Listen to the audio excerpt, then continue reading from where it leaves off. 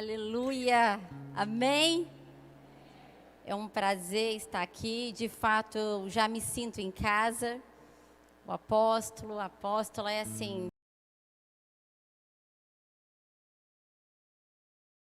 um paizão, uma mãezona. A gente tem eles no coração, a gente respeita muito essa casa, ama muito essa casa e estou muito feliz. É um privilégio, mas com temor do Senhor. E quando meu marido me deu a notícia, né, que eu viria, que o apóstolo estava nos convidando, me convidando, eu até disse para ele, pode dizer não? Pelo temor, pelo respeito, mas ai de mim e de você quando dizemos não para Deus, amém? Fala assim, eu não posso dizer não para Deus. E eu me sinto ainda mais feliz porque essa casa é uma casa libertadora, amém? Em todas as áreas, em muitas as áreas, e uma das principais é a vestimenta.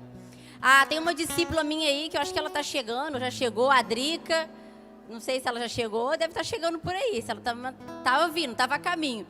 E ela mandou uma mensagem, antes de vir, falou, vou de saia ou vou de calça? Eu falei, minha filha, eu estou indo de leg e tênis, vai à vontade, com ordem e decência, e glória a Deus por isso. Eu confesso que eu iria... Coloquei um vestido longo para vir e tal. E quando eu lembrei desse ventilador, eu já entrei em pânico. Eu falei, meu Deus, não, e pra mulher trocar de roupa, gente, peraí, vocês sabem muito bem o que é isso. Eu falei, meu Deus, e grávida ainda, é uma loucura. Eu falei, o que vai ser de mim? O que eu faço agora? Coloquei a leg, eu falei, eu prefiro deixar o ventilador do que... né, ir de vestido e pedir para desligar. Eu prefiro que deixe o ventilador. Coloquei uma leg, falei agora e tal. Cheguei até a colocar um salto para vir, mesmo de leg e tal. Cheguei na sala, vi minha sogra de rasteirinha. Quando eu olhei para meu marido de chinelo e bermuda, eu olhei para ele e falei assim, você vai depois para vir o novo desse jeito? Ele, eu vou igual o meu apóstolo.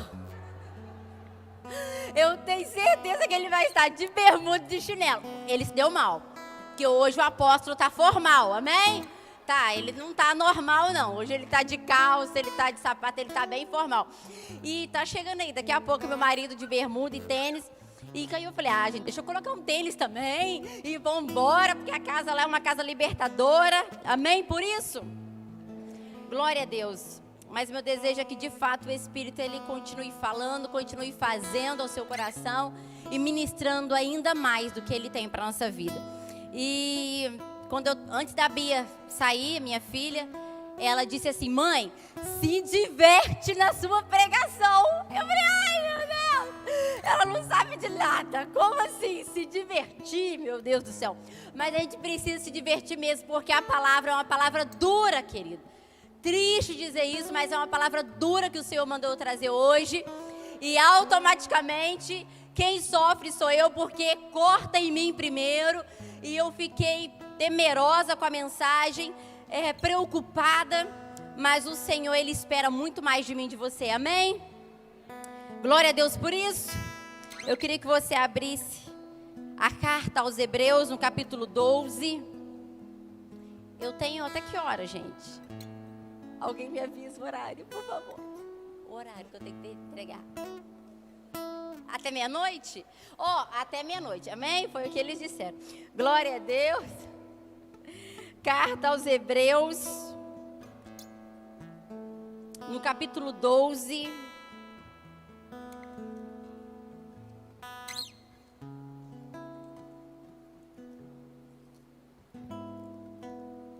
Eu quero ler do verso 10 ao 14, amém?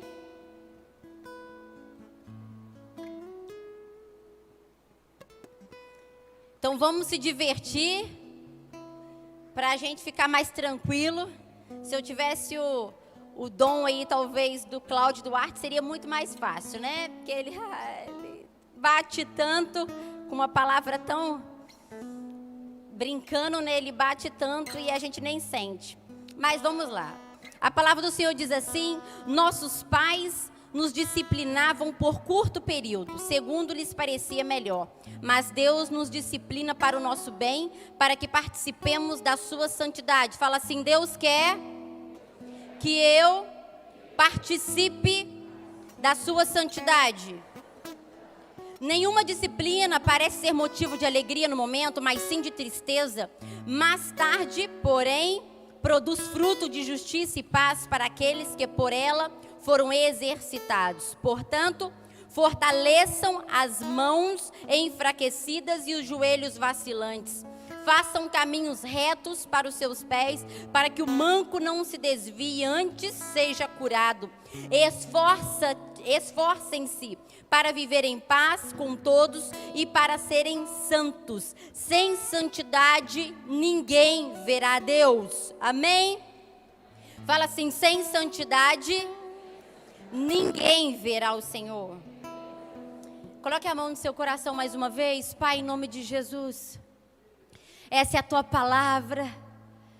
Essa é aquilo, Senhor, que o Senhor traz ao nosso coração nessa noite. Pai, mais uma vez eu te peço, usa a minha vida por misericórdia, que não seja eu, que seja o teu Espírito fazendo, falando. Pai, usa-me, Senhor, por misericórdia. Ah, Santo Espírito, toma os corações, Senhor, que aqui estão, toma a mente. Pai, abre os ouvidos dos teus filhos. Pai, em nome de Jesus, eu quero repreender toda obra do inferno, todo espírito de dispersação, todo espírito, Senhor, que atrapalha os teus filhos a receberem a tua mensagem. Nós dizemos: saia em nome de Jesus, mas que o Senhor tenha liberdade para operar, que o Senhor tenha liberdade para fazer, para falar e para agir, porque o que nós queremos é viver os teus planos. Nós queremos, Senhor, é cumprir a tua promessa. O que nós queremos é alcançar a salvação, porque o Senhor virá. O Senhor está vindo buscar uma noiva. Ah, Paizinho santa, Pai, por misericórdia, fale conosco em nome de Jesus. Amém? Aleluia. Queridos, a pergunta que eu tenho hoje pra gente, começando a perguntar para mim também, é: o que Deus quer de mim e de você? Às vezes a gente espera tanto do Pai. Não sei se esse culto tem algum nome. O nosso de terça-feira lá é o culto da resposta. E comentei com a pastora que estaria vindo aqui hoje, pedi ela a bênção. E ela vai e quebra tudo em nome de Jesus. E manda um abraço da Igreja Presbiteriana Viva para vocês. E a gente espera muito do Senhor. A gente espera resposta, a gente espera cura, a gente espera libertação, a gente espera até a salvação, a gente espera vida financeira, a gente espera tantas coisas. Mas o que Deus quer de mim e de você? O que de fato Deus espera? Ele também espera de nós muitas coisas. Ele espera que a gente viva o fruto do Espírito. Ele espera que a gente viva em amor, em paz, em bondade, em longanimidade. Ele espera que a gente salve. Ele espera tantas coisas. Mas antes disso, a palavra que ecoava no meu coração era santidade. Ele espera santidade de mim e de você. E queridos, assim como lemos nessa carta aos Hebreus, o autor, ele menciona algo tão profundo, que para eu e você participemos dessa santidade de Deus, precisamos de disciplina, precisamos de correção, precisamos sim de fato de alguém para nos exortar, de alguém para nos encorajar, de alguém para nos sacudir, precisamos sim. Mas como é difícil a gente se alinhar à disciplina. E eu sei porque, graças a Deus, esse é o terceiro bebê. Glória a Deus por isso. Profetizo sobre a tua vida, mulher. Você, pai, que deseja filhos físicos, receba em nome de Jesus, que você venha de fato a gerar para a honra e glória do Senhor. Que haja unção de vida sobre você, que você de fato venha gerar filhos para a honra e glória do Senhor, seja filhos físicos ou filhos espirituais. E queridos, falar de disciplina, quando a gente tem uma criança, quando a gente disciplina uma criança, é tão difícil. Toda hora você tem que falar: não vai aí, não sobe, ou faz isso, vai escovar dente e tal. Como é difícil uma criança se desligar e se desconectar. Como é difícil disciplinar. E a gente também, quando a gente cresce, também, se a gente não praticar a disciplina, a gente se perde facilmente. E em tudo na vida, a gente começa a analisar a nossa vida, se a gente tem disciplina ou não, se a gente come o que quer. Se a gente de fato, enquanto não saciar, aqui não tem disso não, mas enquanto a gente não acabar com um vidro de Coca-Cola, a gente não tá bom. A gente começa a analisar que o nosso nível de disciplina também é muito baixo. Quando a gente começa a ver uma série, não tem hora para terminar. Quando a gente começa a jogar um videogame e fica 1, 2, 3, 4, 5 e vai embora. Aqui também não tem disso não. A gente começa a analisar que de fato a disciplina, ela está longe da nossa vida. Porque disciplinar a nossa carne, disciplinar o nosso eu, também não é fácil. Mas é possível. Fala assim, é possível e é necessário a disciplina. Entramos em jejum. Na nossa igreja nós estamos no jejum de Daniel e não estamos comendo carne, doces, né, essas guloseimas, e nem bebendo refrigerante, e nem assistindo televisão, coisas assim, né, paralelas, a não ser que seja coisa de Deus e tal. E estamos 21 dias nesse propósito. Começamos na segunda-feira, e lá em casa todos nós estamos nesse jejum. Querido, tem sido maravilhoso, porque a Bia, ela tem 6 anos. E ela já vem caminhando com a gente nesse processo de jejum, já há um bom tempo, desde quando ela se entende por gente. E aí, quando fala em jejum, mãe, não posso comer doce? Falei, não, filha, não pode comer doce. E ontem ela estava com uma bala na boca. Falei, Ana Beatriz, eu não estou entendendo. Quem te deu essa bala? Minha avó. Não foi, não? Então foi outra pessoa. Aí eu falei, minha filha, quem te deu essa bala? Aí ela falou assim, Frei, é pra você dizer não. Você tá de jejum. Aí sabe o que ela falou? Querido, deixa eu falar uma coisa pra você. A gente às vezes é sem vergonha. A criança de 6 anos. Ah, mãe, já que eu comi, né? Eu quebrei, né? Agora eu posso comer chocolate. Eu falei, você vai pedir perdão pra Jesus? É muito mais fácil. E disciplina. E avisa que quem vai comer chocolate só porque quebrou o jejum, agora eu já posso abusar. Já sabe, já tem algum princípio de veio que carrega dentro de si. E como é difícil disciplinar, mas é necessário e é possível. Deus quer santidade de mim e de você. Deus, ele valoriza a santidade. Queridos, o apóstolo João, ele viu em Apocalipse, na entrada do céu, seres viventes declarando: santo, santo, santo é o Senhor. A gente às vezes tem a menção de Deus, de que Deus é amor, Deus é bondoso, Deus é maravilhoso, Deus é Pai. E Ele é sim todas essas coisas, mas antes disso, a única versão que a gente entende da Bíblia que menciona a grandeza dEle, o poder dEle 3 vezes é santo, santo, santo. Em momento algum na Bíblia a gente vê Deus é amor, amor e amor. Deus é bom, bom, bom, mas a palavra diz que Ele é santo, santo, santo. A santidade de Deus é algo poderosa. A santidade de Deus é algo magnífica. E se eu e você não valorizarmos isso, caímos em tantas coisas. Caímos em tantas coisas. Fala assim, eu preciso valorizar, proteger e preservar a santidade. A santidade, ela precisa ser nossa característica de vida. Ela precisa ser nossa marca, nossa qualidade. A pessoa que valoriza a santidade, ela busca viver todos os gomos do fruto do Espírito. Ela não vive só um. Não é só o amor. Não é só a bondade.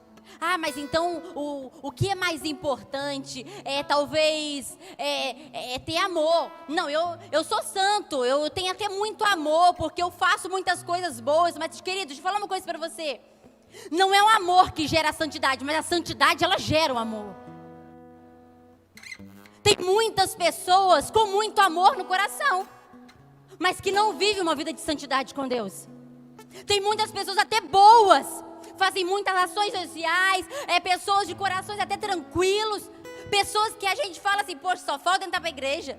Parece que tem todas as características de um cristão, mas não tem santidade. Mas falta santidade. A santidade, ela vem primeiro do que o amor. O amor não gera a santidade, mas a santidade, ela gera o amor. E queridos, tantas coisas que o Espírito Santo mencionou no meu coração. E esse aqui é o meu tablet, tá?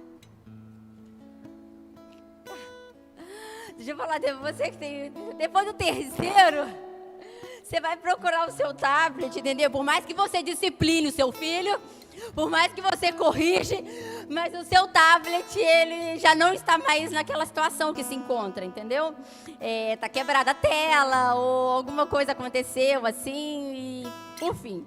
Eu prefiro no meu quarto e tal, continuar escrevendo, é muito melhor para mim, muito melhor. A santidade, ela se trata de separação, de renúncia, de dedicação e uma vida com Cristo. E queridos, deixa eu falar uma coisa para você. A gente consegue avaliar a nossa vida num todo. Quando a paixão do nosso casamento ela está em falta, a gente consegue analisar pela conduta, pelo estilo que a gente está vivendo, pela forma que a gente tem vivido. Quando a gente consegue ver que o nosso casamento também não está bom, a gente analisa o respeito, a gente vê por onde ele anda, cadê ele. A gente analisa a nossa vida com Deus, pelo nosso tempo. Tem tantas coisas que a gente consegue pautar na nossa vida diária. Assim, talvez o nosso foco, na nossa meta, nos nossos objetivos, tantas coisas que a gente consegue analisar se ela está boa ou ruim. E como avaliar a nossa santidade? Como saber se a nossa santidade de fato está boa ou não? Como saber se de fato eu e você estamos caminhando para essa santidade? Se de fato nós podemos ser chamados de santos de Deus? Como saber? E eu coloquei alguns pontos que o Espírito Santo mencionou no meu coração. E o primeiro dele é: a falta de santidade nos deixa sem fé. Um termômetro para saber como anda a nossa santidade é para saber o nível de fé que a gente anda. Como está a nossa fé? E eu não estou falando de uma fé simplesmente falada, mas uma fé vivida. É muito fácil falar que tem fé. Difícil é viver a fé. Queridos, e eu sei porque eu já passei por algumas coisas na nossa vida. O apóstolo muito mais do que eu, com certeza. Não é à toa porque ele é apóstolo. Eu passei por algumas só, porque eu me sinto até, para falar que eu tenho muitas, é até ridículo da minha parte. Mas eu já tive algumas experiências de enfrentar a fé que não é fácil. Uma das primeiras experiências de fé que eu tive foi quando a gente foi chamado para pastorear. E antes disso, o meu sonho era trabalhar na Petrobras, o meu sonho era, ser reconhecida nas empresas, o meu sonho é aquela que, poxa, minha vida profissional precisa estar muito ativa, eu preciso estar muito bem na sociedade, era um dos meus sonhos. E Deus, Ele realizou os meus sonhos, para a glória de Deus. Sou formada em técnica de segurança do trabalho. Eu tô falando meio rápido, assim, eu tô preocupada, tá com a hora. E eu falo assim mesmo, tá, gente? Se vocês não estão entendendo, se liga aí. Vou até beber uma água. E o que acontece? Geralmente eu falo um ai, sou. Eu falo meio assim, porque eu sou de Minas, então não tem jeito. A gente puxa esse sotaque mineiro. E o Senhor, Ele de fato me mostrou muitas coisas. O poder dEle, então, na minha vida, maravilhosamente. E eu cursei o meu curso de segurança do trabalho, fiz meu estágio, sem indicação, passei um perrengue terrível. Mas o Senhor me colocou dentro da Petrobras e glória a Deus por isso. E estava muito feliz com a minha profissão, muito legal. Falei, poxa, isso aqui vai ser um início de muitas coisas. Eu sei, eu estava me sentindo realizada. Casei, glória a Deus por isso e tal. Quando eu estava, no quarto ano de profissão, ganhando bem, até mais do que meu marido. E ele sabe disso, ele chegou, não chegou ainda, porque eu acho que ele estaria já aqui na frente. E ganhando até mais do que ele, muito bem financeiramente, estava muito tranquila. meu marido é chamado para pastorear. E antes disso, eu fiquei grávida. Ele já falava assim comigo: amor, tem um ano que a gente já está casado, eu acho que é hora da gente engravidar, vamos, né? Vamos ter o nosso primeiro filho. Eu ficava meio assim e tal, mas beleza. Já estou trabalhando, já tenho minha profissão, tenho plano de saúde. Quem não gosta de plano... queridos, quem não gosta de plano de saúde? Ainda mais nesse caos todo que a gente está vivendo. Plano de saúde, é muito bom a gente confiar na força do nosso braço. É muito maravilhoso a gente palpar as coisas. Beleza, eu acho que é joia, vamos então. Parei de tomar remédio em dezembro e como a gente é bem fértil, em dezembro mesmo eu já estava grávida. Eu achei que, como eu demorei a tomar remédio, eu estava tomando remédio por muito tempo, eu achava que eu pararia em dezembro e lá pro meio do ano, assim, eu iria ficar grávida, né? Quando eu descubro que na primeira semana de janeiro eu já estava grávida, eu tomei um troço. Eu falei, peraí, não é possível isso. Não é possível. E na segunda semana de janeiro, o nosso pastor, ele nos envia para Friburgo. Ele fala, né, chama meu marido, fala, olha, veja um chamado de Deus, estamos precisando de você em Friburgo. E vamos começar em célula, mas o desejo é que a gente permaneça, abra uma igreja, enfim e tal. E eu já comecei a ficar aflita. Eu falei, peraí, até beleza, ir para lá para fazer a célula, tudo jóia. Eu vou continuar trabalhando, eu vou continuar com o meu plano, eu vou estar com a minha vida um pouco mais estruturada. Mas depois, e se de fato a gente tiver que mudar para lá, como vai ser? Querido, não deu outra. Não demorou um mês. Já pediram pra gente pedir as contas. Ó, se a Aline tiver que pedir conta, fala com ela aí pra pedir conta, porque vocês vão ter que morar mesmo em Friburgo, é de Deus e tal. E meu marido, ele é assim mesmo, amor, é o tempo, né? Você vê lá, como é que você vai fazer, mas você tem conta. E eu já comecei a entrar em crise. Eu falei, não, peraí, vida. Não é assim, não tem como a gente negociar, não tem como eu ficar... Eu preciso pelo menos do plano. Eu precisava palpar em alguma coisa, porque fé, queridos... Peraí, é muito bom falar dela, mas quando ela chega na sua porta, é tenso o negócio. Você está grávida, e agora? Peraí, como é que vai fazer? Você precisa de alguma coisa, você precisa palpar alguma coisa. E eu falei assim, mas tá bom, amor, é isso mesmo? Tem certeza? Eu vou ter que pedir conta? Vou. Grávida? Vai. Uma burocracia terrível. Tive que ir no Ministério do Trabalho protocolar e tal, fazer, porque eu estava grávida. E a empresa me perguntava várias vezes se era isso mesmo e tal, enfim. E por fim, minha demissão saiu. Só que antes disso, eu liguei para o plano de saúde. Não é pecado isso. Não é pecado. Você negociar o plano, você... continuar pagando, não, isso era muito bom para mim. Afinal, a gente é filho de Deus, não é verdade? Amém? Quem quer ter plano aí, levanta a mão, gente. Ninguém quer ter plano, não, gente? Saúde? É muito bom. E aí, o que acontece? Eu cheguei, ficou um ter comida, assim, esses aí, ficam pela fé. Ou todo mundo já tem, né? Glória a Deus por isso. E aí, eu cheguei e liguei para a empresa do plano e falei assim, olha só... Eu preciso negociar, eu quero fazer uma portabilidade, agora eu vou sair da empresa e quero manter tirar o jurídico e manter físico, eu vou continuar pagando e tal. A empresa, não, ótimo, tudo bem, não tem problema, você pode continuar pagando e você vai exercer o plano naturalmente, normalmente. Queridos, mentira. Pedi conta. Quando eu cheguei, 3 meses depois, quando eu cheguei em Friburgo, quando eu fui...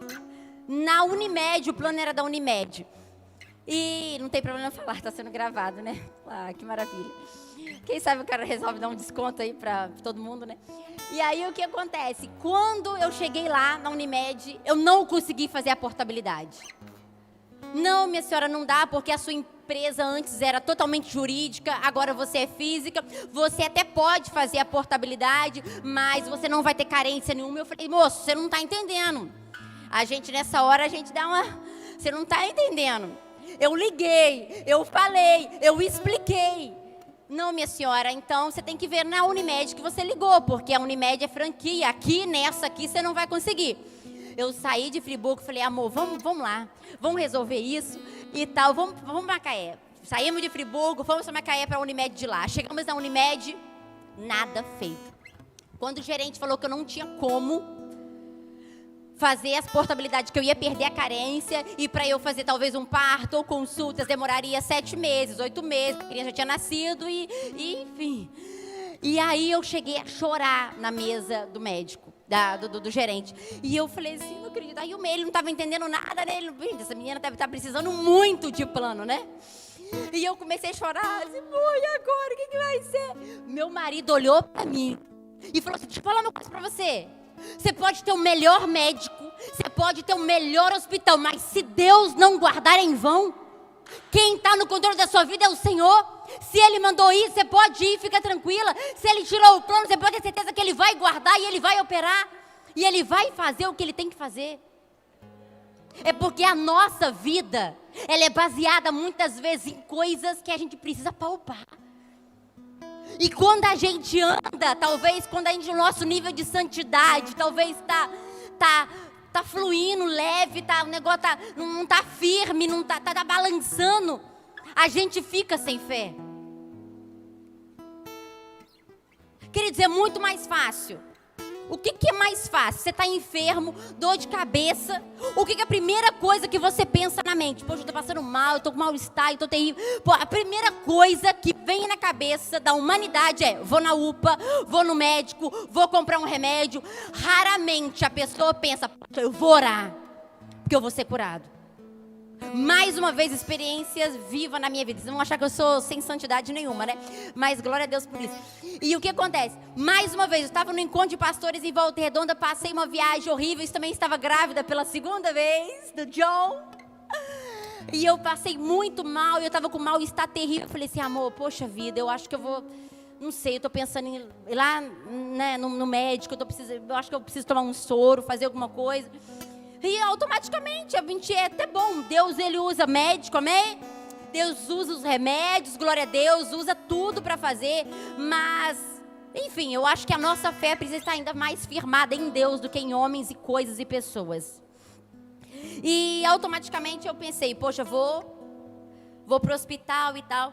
E meu marido, amor, então vou esperar um pouquinho, porque era muito longe. Era mais ou menos uns 40 minutos do sítio onde a gente estava, do centro da cidade. E vamos esperar mais um pouquinho, então depois, né, vai que você melhora e tal. E depois que acabar aqui esse momento, a gente até desce, a gente acaba ficando lá e a gente vê o que faz. Beleza. Quando ele chegou pro bispo, ele falou assim, bispo, eu tô achando que eu vou levar a Aline lá no médico. Ela tá passando mal, ela veio vomitando horrores, ela perdeu... muito líquido, acho que ela precisa tomar um soro, e não sei se precisa de fazer alguns exames, e tá grávida. Ele falou, querido, você quer fazer o mais difícil? Não, se você quiser fazer o mais difícil, você sai daqui e de fato vai pra lá. Agora, se você quiser fazer o mais fácil, nós vamos fazer, é orar e ela vai ser curada. O que você quer?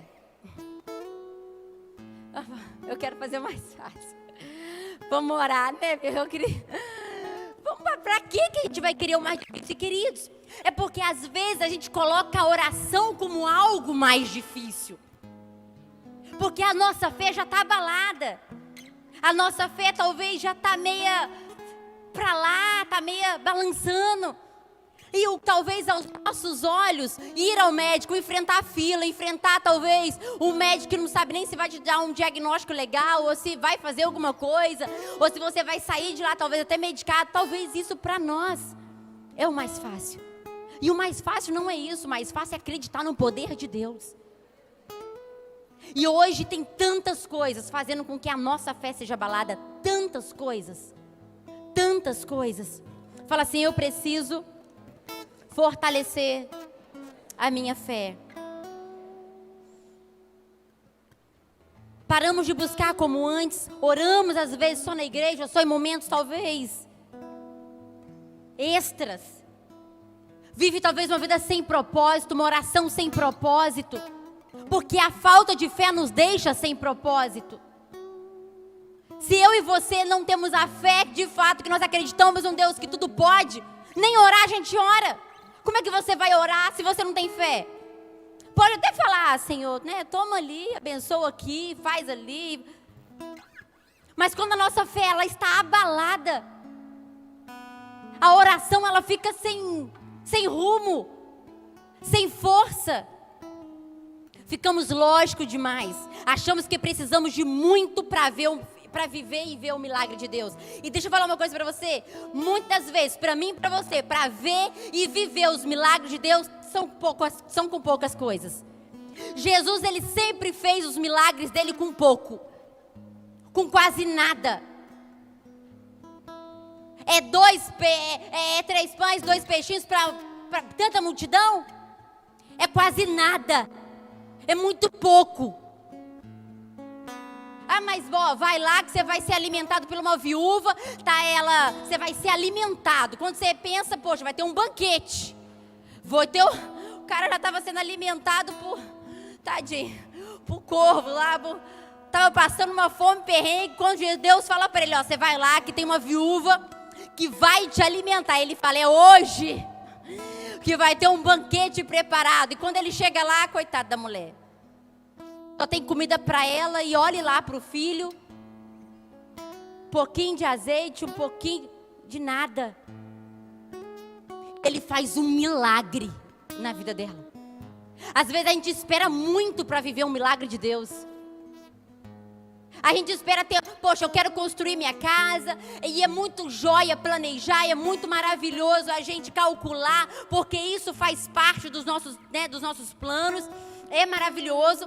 Mas às vezes eu e você esperamos, poxa, quando eu tiver 50 mil, talvez eu comece a minha obra. Quando eu tiver talvez uns 100 mil na conta, eu faço algo para Deus, eu opero. Isso não é fé. É fé muitas vezes quando de fato, Senhor, o que eu tenho? Eu tenho uma pá, eu tenho até um terreninho, eu tenho alguns tijolos, mas se o Senhor está na frente, vai acontecer, a obra vai fluir, as coisas vão acontecer. E é assim que eu e você vivemos. Você acha que o apóstolo, quando veio para essa igreja, de fato a igreja estava lotada? Ou tinha toda a estrutura? Não, ele veio aqui com convicção e fé. E ele ainda está aqui com convicção e fé. E ele abre outras igrejas, não por recursos, ou tendo uma conta de fato muito gorda financeiramente da igreja, mas ele abre com fé e convicção que Deus vai fazer. E a nossa vida também precisa ser assim. Não tem que esperar as coisas acontecerem para de fato você acreditar que Deus pode fazer na sua vida. Comece a acreditar antes. E comece a acreditar com o que você tem. Fala assim, eu preciso acreditar com o que eu tenho. O que você tem é suficiente para viver os milagres de Deus. Queridos, o segundo ponto que eu coloquei. A ausência de santidade, ela nos deixa cego. A ausência, ela nos deixa sem fé. E agora ela nos deixa cego. Sem visão, sem propósito. A pessoa cega, ela é levada por qualquer um. Ela fica sem rumo, ela se perde. Ela fica sem direção. E é tão profundo, porque a pessoa cega, ela come também qualquer coisa que dá para ela. Queridos, muitos médicos afirmam que muitos problemas de pessoas cegas também são afetadas através da questão alimentar. Eles afirmam que a pessoa que é cega, ela não tem controle com o alimento, ou muitas vezes come rápido demais. A pessoa cega, ela às vezes come devagar demais. A pessoa cega, às vezes não consegue nem saborear direito o alimento de fato que ela está sendo ingerida. A não ser que ela tenha um acompanhamento, alguém que chegue lá, ensine, reeduque, fala para ela, não, vamos comer devagar. Mas a pessoa cega, até para se alimentar, ela tem dificuldade. E muitas das vezes, quantos cristãos, quantas pessoas que temem ao Deus, estão ficando sem fé, estão ficando cego, come o que quer, come de qualquer jeito, se alimenta de tantas coisas, de tantas porcarias. E a santidade vai sendo deixada para longe. Queridos, vocês têm um pai nessa casa, um mestre nessa casa. Vocês não precisam comer qualquer comida lá fora. Vocês não precisam comer qualquer comida lá fora.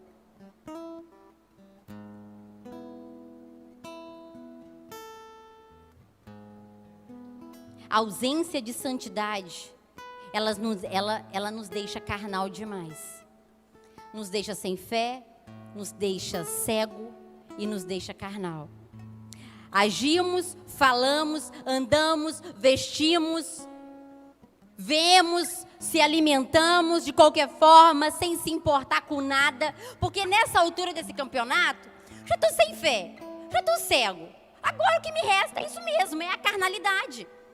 É falar de qualquer forma, é agir de qualquer forma. Talvez, queridos, eu estou falando para pessoas que são de fato cristãs. Eu não estou aqui só mencionando pessoas que talvez nem conhecem a Cristo.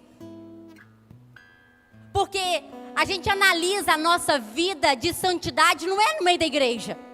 Não é na frente do apóstolo, mas é na sua casa. É juntamente com o seu esposo, com a sua esposa, junto com os seus filhos. É na escola, no momento onde você está. É na rua, você analisa a sua vida de santidade. É fora da igreja. Porque dentro da igreja é bom demais. Vamos morar aqui na igreja, né? Aqui na igreja é bom demais. Aqui na igreja é muito bom. O nosso consciente, ele é maravilhoso. Mas é muito mais do que isso Deus quer para nós. Deus quer coisa além. A nossa santidade, ela não precisa ser baseada, ela não pode ser baseada dentro de uma igreja. Porque nós somos a igreja de Cristo. A santidade, ela precisa andar conosco. Nós precisamos, de fato, ser essa característica de santidade. Viver essa camisa de santidade. E quando já estamos carnal, vou dizer o que meu marido fala, já estamos na mão do palhaço. Aí o pecado, ele já chegou. Aí a gente não vigia mais em pornografia, a gente não vigia mais em olhares tortos, a gente não vigia mais se estamos jogando demais, ou se estamos desejando até bebida, ou se estamos fazendo coisas, falando que não deve, discórdia, fofoca, mentira. Já estamos aqui mesmo. Já estamos nessa fase da carnalidade. Mas sou crente. Mas sou cristão. Tenho até Deus. Não é isso que Deus quer para mim e para você. A carnalidade, ela nos leva ao abismo do pecado. Começamos a fazer o que a carne quer e não valorizamos o Espírito. Muitos querem viver coisas no Espírito, mas vivendo na carne. Apóstolo, poxa, eu quero sim receber todas essas promessas que o Senhor tem, toda essa unção que o Senhor declarou, todas essas prosperidades que o Senhor nos abençoou. Eu quero até viver tudo isso, mas sem santidade, mas vivendo a carnalidade. Como? Como tomar posse de fato de tudo aquilo que Deus tem para mim e para você, se não valorizamos a santidade de Deus? Queridos, eu e você só atraímos aquilo que a gente comunica. A gente só planta o que colhe. E se eu e você, se a gente planta no Espírito, a gente vai colher no Espírito. Mas se planta na carne, vai colher na carne. Abre aí Romanos 8.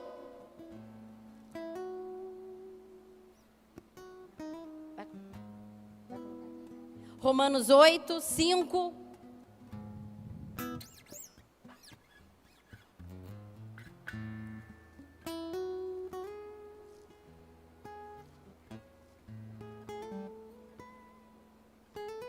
Amém. Vamos ler até o 8. Quem vive segundo a carne tem a mente voltada para o que a carne deseja. Mas quem vive de acordo com o Espírito tem a mente voltada para o que o Espírito deseja. A mentalidade da carne é morte, mas a mentalidade do Espírito é vida e paz. A mentalidade da carne é inimiga de Deus, porque não se submete à lei de Deus, nem pode fazê-lo. Quem é dominado pela carne não pode agradar a Deus. Fala assim, eu não quero viver na carne. O nosso propósito é viver em espírito. O nosso chamado é vivermos em espírito. Ah, mas é tão difícil vivermos em espírito nesse tempo e tal. É difícil, mas é possível. Basta disciplina. Basta de fato desejarmos aquilo que o espírito quer e não que a carne quer. Queridos, é um movimento terrível da mente, onde o diabo tem perturbado tantas mentes. E de pessoas maduras, de pessoas que foram criadas na igreja, pessoas que tiveram o ensino da palavra, pessoas que tiveram pais cristãos, mães cristãs, pessoas que tiveram esse privilégio que a gente chama de igreja, com a mente perturbada hoje. Ah, eu não sei mais se eu sou homem, eu não sou mais se eu sou mulher, eu não sei mais se, eu não sei, estou perdido. É disciplina. Todo mundo tem a sua fraqueza, todos nós temos a sua dificuldade, mas o que nos faz vencedor é se a gente disciplina e diz não para a carne. O que vai de fato nos fazer alcançar a coroa da vida não é como começamos, mas como terminamos a corrida. Não importa como você começou o seu casamento, se ele teve a melhor festa, se ele teve o melhor banquete, mas o que importa é como ele está hoje, de como ele vai estar amanhã. Não importa como se você foi batizado com 15 anos de idade. Mas o que importa é como você está hoje. Talvez com 40 anos, 30 anos, 20 anos. E como você quer estar amanhã. Para isso é disciplina. E eu sei que não é fácil, mas é possível. Deus, Ele não quer que eu e você vivemos uma vida de carnalidade. A carnalidade, ela nos deixa vazio e dificilmente vamos conseguir ser propósito na vida de alguém sendo carnal. Nessa altura desse campeonato, sem fé, cego e carnal, como vamos alcançar uma outra pessoa para Cristo? Como vamos ser de fato essa luz que Jesus pede para sermos? Como vamos ser de fato esse sal que Ele pede para sermos? Como? E a gente tem um exemplo até do bom samaritano. E quando eu pensei no bom samaritano, eu fiquei até em dúvida. Eu falei, Senhor, peraí. Não era santidade, a falta de santidade do levita ou do sacerdote. Era a falta de amor, talvez. Não estava se importando. Olhou ali, não era santidade. Eu não quero acreditar que seja a falta de santidade. Mas se você estar em santidade, você vai refletir o amor. Você vai se compadecer. Um dos atributos da santidade é dedicação ao serviço de Deus. E o que me levou a pensar que uma das coisas que o levita passou e passou de largo, não deu ideia para aquele cara que estava precisando de ajuda. Quando o sacerdote passou de largo, não deu muita ideia. Não era simplesmente a falta de amor. Porque quando eu e você temos a santidade, carregamos ela na nossa vida, a gente age em amor. A gente deseja viver o amor. A gente deseja de fato se dedicar ao serviço do Senhor. Porque um dos atributos da santidade também é serviço a Deus. Também é viver esse momento maravilhoso de ajudar, de se compadecer. Porque somos santos. Queremos o melhor. A ausência de santidade nos deixa sem valor. Nos deixa sem fé, cego, carnal e agora não temos valor nenhum. Em Eclesiastes 10:1, assim como a mosca morta produz mau cheiro e estraga o perfume, também um pouco de insensatez pesa mais do que a sabedoria e a honra. Um pouco de coisa ruim é suficiente sim para comprometer um monte de coisa boa que há em nós. E às vezes a gente pode pensar, poxa, é tão injusto um perfume, muito perfume, uma mosquinha estragar todo o perfume, parece até injusto demais. Mas queridos, se a gente for analisar, não é que é injusto, é a falta de de observar a mosca, é falta de atenção pela mosca. Os historiadores afirmam que quando esse contexto foi falado, mencionado, os perfumes, eles demoravam muito tempo para ser feito. Meses, anos, eles ficavam lá, né? Enfim, ficavam. E quanto mais tempo eles ficavam fechados ou enfim, né, armazenados, mais qualidade eles teriam.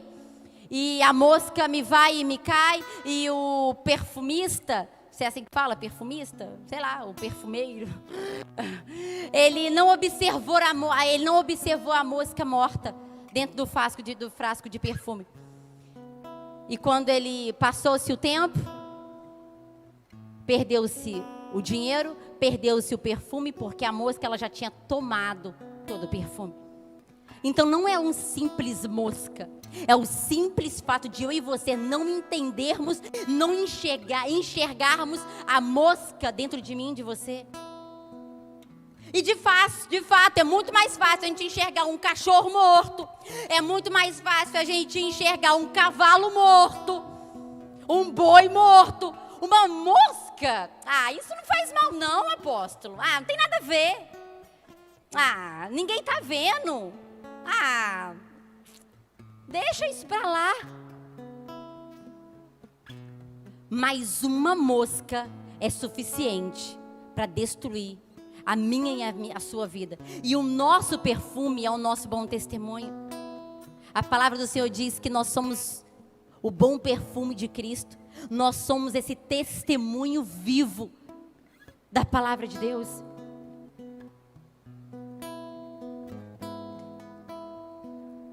E queridos, tanto tempo, às vezes um perfume guardado, armazenado, com uma mosca dentro, por falta de uma observação, por falta de retirar a mosca, por falta de cuidado, de atenção, de não identificar que a mosca, ela de fato pode matar a nossa vida espiritual, ela pode destruir a nossa vida. E é muito mais fácil talvez deixar a mosca passar, deixar ela ao lado, do que tirar ela. É muito mais fácil talvez deixar. Poxa, tirar a mosca talvez pode dar muito trabalho, porque às vezes é confessar um pecado, talvez é de fato abrir o jogo, ou de fato pedir um perdão. Deixa isso quieto, já passou tanto tempo mesmo.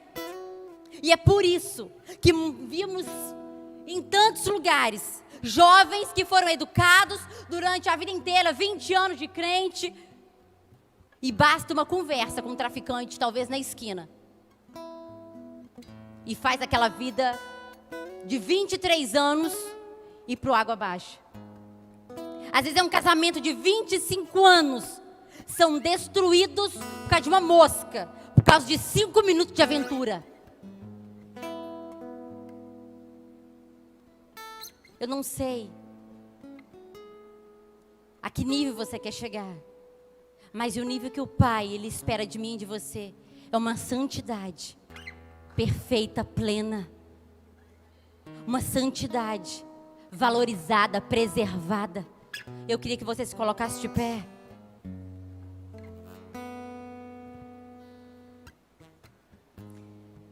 E eu queria encerrar com a história de Hofni e Finéias. Houve morte na vida de Hofni e Finéias. E não só deles, do pai, até a nora, que não tinha nada a ver com a história. Morreram tudo no mesmo dia. E eu fiquei refletindo duas coisas que matou a santidade e pode matar a minha santidade da sua vida. É a falta de honra para com Deus e viver a disciplina. Hofni e Finéias perderam a sua santidade. Deixou a santidade de lado, porque deixou de honrar a Deus e deixou de aceitar a disciplina.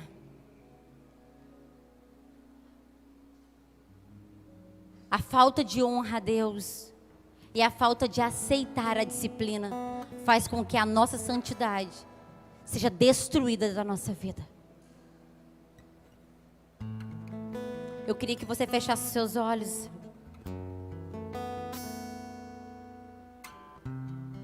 comece a analisar aí como anda a sua santidade. Ah, pastor, eu até tenho fé, é legal. Não sei qual nível você está. Talvez já passou até alguns desses estágios da sua vida. Já talvez até ficou sem fé, a fé abalada. Talvez ficou cego. Talvez ficou carnal demais. Mas o que vai fazer a nossa santidade permanecer é a honra e a disciplina que tenhamos na nossa vida. Não perca a honra para com Deus. Não aceite, não deixe a disciplina de lado. A disciplina faz com que eu e você alcançamos a santidade do Pai.